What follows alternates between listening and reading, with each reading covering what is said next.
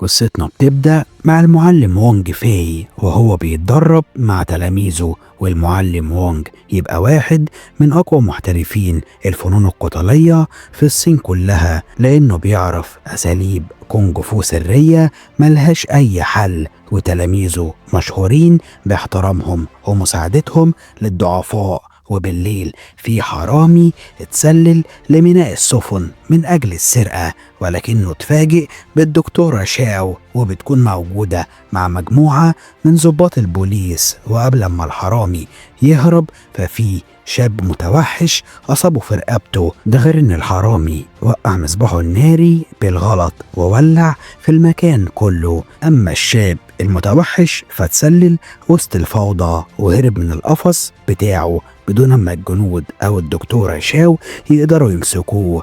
وتاني يوم الصبح واحد من تلاميذ المعلم وونج كان بيهتم بحصانه، بس فجأة الشاب المتوحش هجم عليه وكان هيقتله، ولكن من حسن الحظ المعلم وونج ظهر بنفسه واستخدم حبل طويل علشان يسيطر على الشاب في ثواني معدودة. ومن هنا بنعرف ان سبب شراسة الشاب ده هو انه مدمن على مخدر ممنوع بيكون اسمه الشبح، واي حد بياخده بيتحول لمقاتل عديم الرحمة بدون تفكير.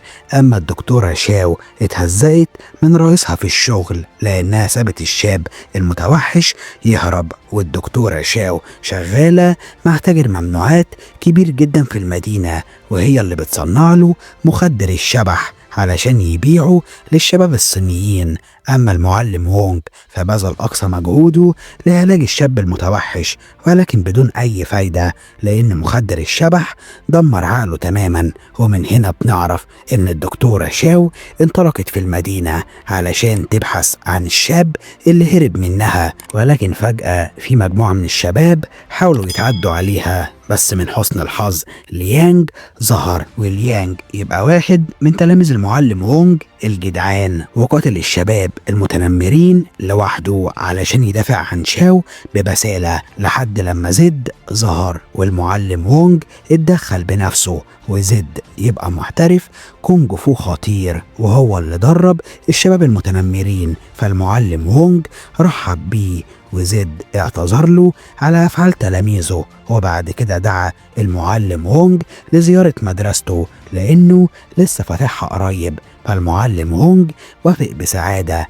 أما ليانج فحاول يطمن على شاو، ولكنه اتفاجئ إنها مشيت، وبالصدفة اكتشف إنها وقعت القلادة بتاعتها، فقرر إن هو يدور عليها علشان يرجعها لها. أما الدكتورة شاو فحست بالقلق لأن القلادة بتاعتها ضاعت، والقلادة دي كانت عزيزة عليها جدا لأنها كانت هدية من والدتها قبل ما تموت. وفي الوقت ده المعلم وونج راح المينا علشان يقابل شوجين خطيبته، ولكنه اتفاجئ لما عرف إن المكان اشتعل بالنار بسبب الحرامي اللي وقع مصباحه الناري، وانطلق علشان يطمن على شوجين. وشوجين تبقى خطيبة المعلم وونج، ولكنها درست الطب في انجلترا لمدة 5 سنين ولسه راجعة للصين، ده غير انها اعطت الشمسية بتاعتها للمعلم كهدية. فالمعلم وونج شكرها في سعادة كبيرة. وبعد كده بنقابل فلاد، وفلاد قال لأهل المدينة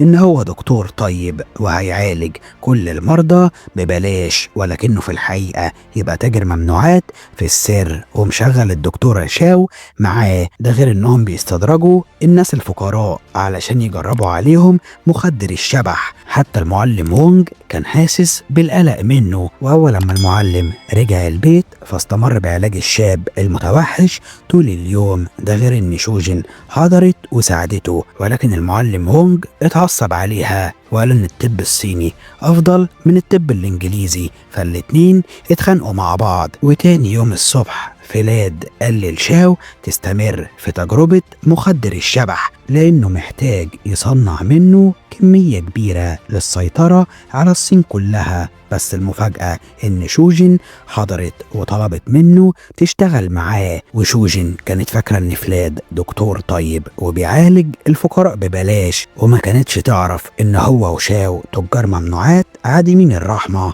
أما المعلم وونج فكان بيعالج عمدة المدينة، ومن هنا نعرف إن هو بيفضل استخدام العلاج الطبيعي بدون أي مواد كيماوية. علشان كده أول لما اكتشف إن شوجن أحضرت معاها معدات طبية من إنجلترا فتعصب عليها بشدة، ولكنه سامحها في النهاية. وتاني يوم الصبح زد افتتح مدرسته أخيرا، وكل أهل المدينة حضروا لمشاهدة تلاميذه وهم بيرقصوا في زي الأسد الملون. ولكن فجأة المعلم وونج دخل المدرسة بزي أسد تاني وحيا زد بسعادة كبيرة. بس للأسف تلاميذ زد غضبوا منه وافتكروا إن المعلم وونج بيقلل من احترامهم، ده غير إنهم لمحوا ليانج وهو بيرجع لشاو القلادة بتاعتها، فبدأوا بالقتال معاه بدون سابق إنذار لأنه حاربهم قبل كده. ولما ليانج دافع عن نفسه فزد هاجمه، فالمعلم وونج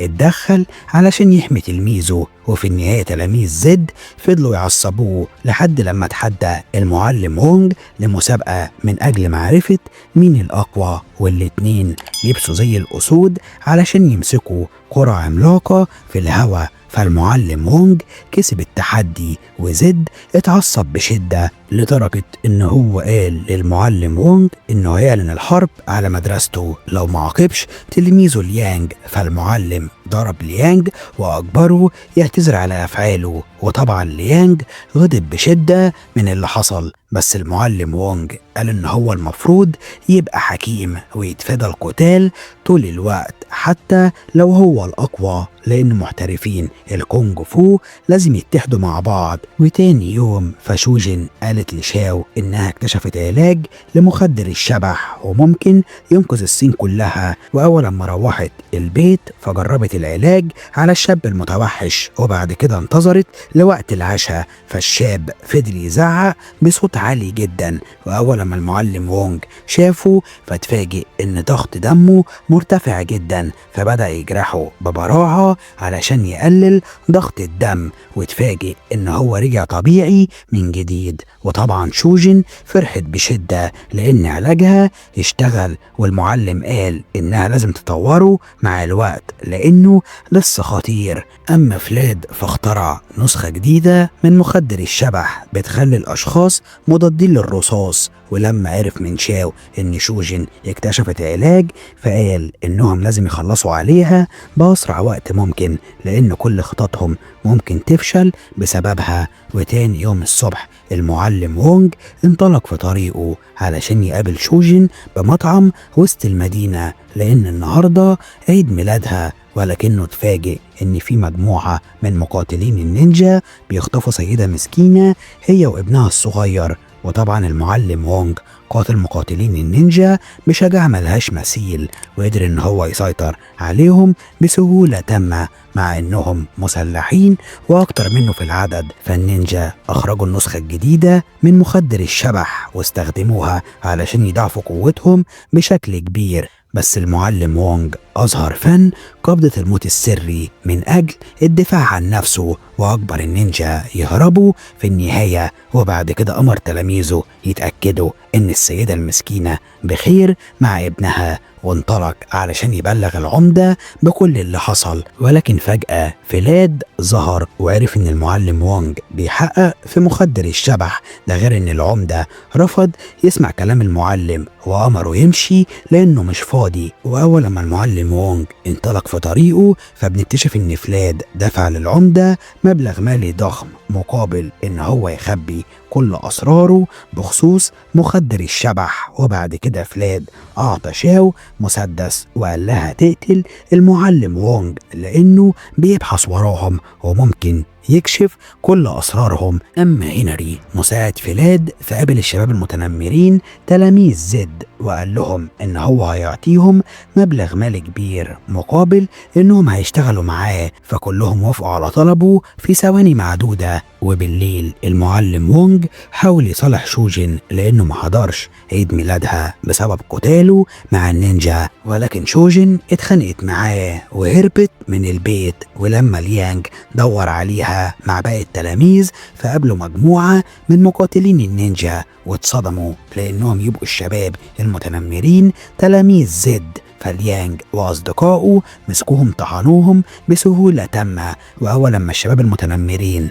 خسروا المعركة فاستخدموا مخدر الشبح اللي أخدوه من فلاد علشان يضاعفوا قوتهم بشكل كبير. وفي البداية تلاميذ المعلم وونج اتصدموا بشدة من ضربات أعدائهم المدمرة وقربوا يخسروا المعركة، ولكنهم استجمعوا تركيزهم من جديد، واتنين منهم مسكوا قائد المتنمرين علشان صديقهم الضخم يوجه له ضربة قاضية أضعفته بشدة لحد لما مفعول مخدر الشبح انتهى. فالشباب المتنمرين هربوا من الخوف زي الكلاب. وأول لما رجعوا لمدرستهم فزيد سألهم هو مين اللي ضربهم، فالشباب المتنمرين كذبوا عليه وقالوا إن تلاميذ المعلم وونج غفلوهم. ده غير إن في واحد منهم وضع مخدر الشبح في الشاي اللي زيد بيشربه علشان يخليه يتعصب أكتر، لحد لما قرر إن هو هيتحدى المعلم وونج لقتال وش الوش علشان يرجع حق تلاميذه. وفي الوقت ده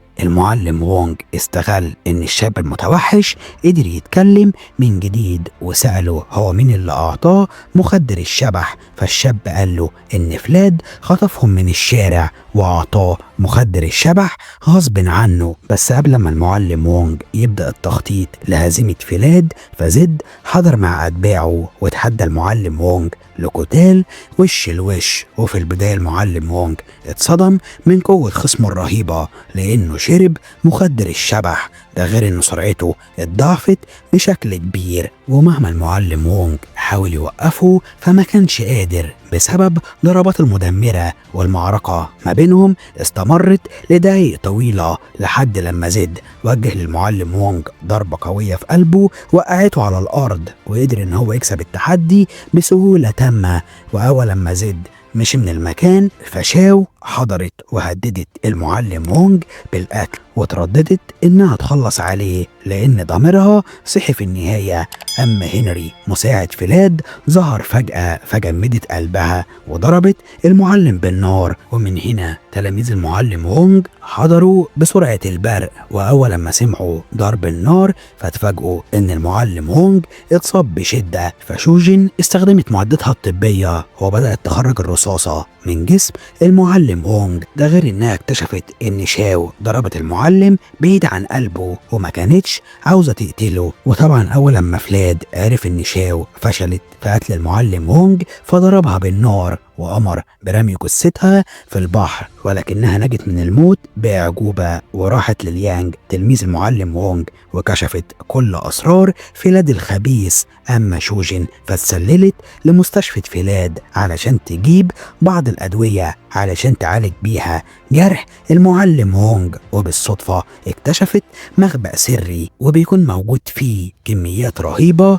من مخدر الشبح، فعرفت ان فلاد تاجر ممنوعات خطير جدا. ولكن فجأة فلاد ظهر بنفسه وهددها بالسلاح، وبعد كده قال لها ان هو هيعمل جيش مدمر من المقاتلين اللي بيستخدموا مخدر الشبح. ولكن شوجين قالت له ان المعلم وونج هيوقفه مهما كان الثمن. اما تلاميذ المعلم وونج فعرفوا كل اسرار فلاد من شاو وقرروا يروحوا المستشفى الخاصة بيه علشان يدمروها تماما. وبعد كده قدروا يخدعوا الحراس وقالوا انهم حضروا لتجربة مخدر الشبح، ولكنهم اتفاجئوا بجيش كامل من مقاتلين النينجا وعرفوا انهم وقعوا في فخ خطير. وفي البداية مقاتلين النينجا حصروا تلاميذ المعلم وونج من كل اتجاه، ومع ان التلاميذ استخدموا اسرار الكونج فو اللي درسوها الا انهم اتمسكوا اتطحنوا وكانوا هيخسروا المعركة.